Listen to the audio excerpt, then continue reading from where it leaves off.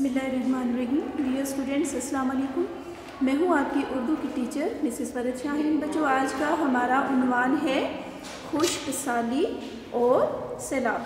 आइए बच्चों, हम खुश्क साली और सैलाब के बारे में पढ़ते हैं कि खुश्क साली से क्या मुराद है, खुश्क साली और सैलाब क्या होता है। खुश्क साली और सैलाब जो है कुदरती आफात में शामिल हैं। इनसे जब खुश्क साली होती है तो खुश्क साली की एक वजह यह है कि उस दौरान बारिशें बहुत कम होती हैं, जिसकी वजह से मुल्क में कहत हो जाता है, जिसमें सब्जियां, फल, अनाज, दरख्त, पौधे, जानवर, तमाम चीज़ें जो हैं ये ख़त्म होना शुरू हो जाती है। इवन के इंसान भी मौत का शिकार होना शुरू हो जाती है, क्योंकि उस टाइम कहत की एक सूरत हाल पैदा हो जाती है। कोई चीज़ मुल्क में दस्तयाब नहीं होती जिन इलाकों में, और खुसूसन जिन इलाकों में कहत साली ज़्यादा होती है उनमें थर पारकर है।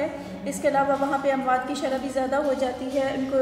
उनको हल करने के लिए बहुत सी तदाबीर की जाती हैं। बारिशों की ज़्यादती की वजह से सैलाब आते हैं, और जैसे ही बारिशों की ज़्यादती जैसे मामूल की बारिशें होती हैं, उनसे हटकर जब बारिशें ज़्यादा होती हैं तो वो सैलाब का बायस बनती हैं। इसके अलावा बर्फ़ का जो पिघलना होता है उससे भी सैलाब आते हैं।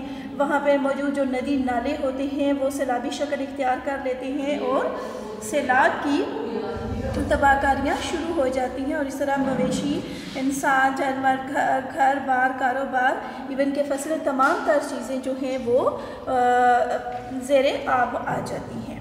जी बेटा, इसके अलावा हम देखते हैं कि खुश्क साली से बचाव की तदाबीर क्या हम इख्तियार कर सकते हैं। कि खुश्क साली से बचाव की एक तदबीर तो हम ये भी कर सकते हैं कि वहाँ पे मौजूद जो है नकल मकानी कर जाएँ ऐसे इलाकों में जहाँ पे हरियाली हो, पानी हो और बाकी तमाम तर चीज़ें मैसर हों। इसके अलावा हुकूमत और फलाई अदारों की मदद से बचाव की बहुत सारी तदाबीर की जा सकती हैं, यानी खुराक मुहैया की जा सकती है। इसके अलावा वहाँ पे हैंड पंप और वाटर पंप की सहूलत जो है वो वहाँ पहुँचाई जा सकती है, ताकि लोग खुश्क साली से बचे रहें।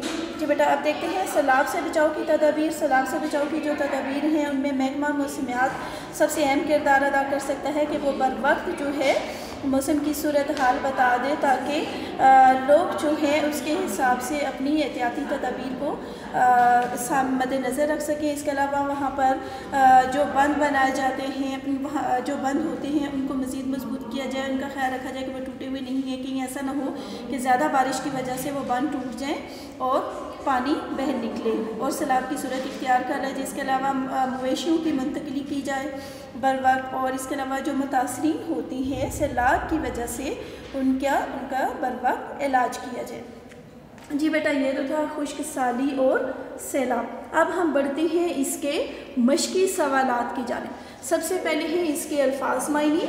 पहला लफ्ज़ है कहत, यानी खुराक का ना होना, ज़ेरे आब, पानी में डूब जाना, तदबीर, तरकीब। इसके मश्की सवालात देखते हैं कि इसमें सवाल नंबर 1 है कि मज़मून में किन दो कुदरती आफात का जिक्र है। जवाब है इसका खुश्क साली और सैलाब का जिक्र है। सवाल नंबर 2 है कि खुश्क साली का सबब क्या होता है। जवाब है लंबे अरसे तक बारिशों का ना होना खुश्क साली का सबब होता है। सवाल नंबर 3 है कि खुश्क साली से बचने के लिए कौन सी तदाबीर की जा सकती हैं। इसका जवाब है नंबर 1, खुश्क साली के ज़माने में इंसान अपने जानवरों समेत घर बार छोड़कर करीब के उन इलाकों में जाएं जहां कहत की आफत नहीं होती। नंबर 2, हुकूमत और फलाई अदारे उन इलाकों में ट्यूबवेल और हैंड पंप लगाकर पानी की कमी को पूरा करें। सवाल नंबर 4 है इसमें कि सैलाब से बचाव के लिए हुकूमत क्या कर सकती है।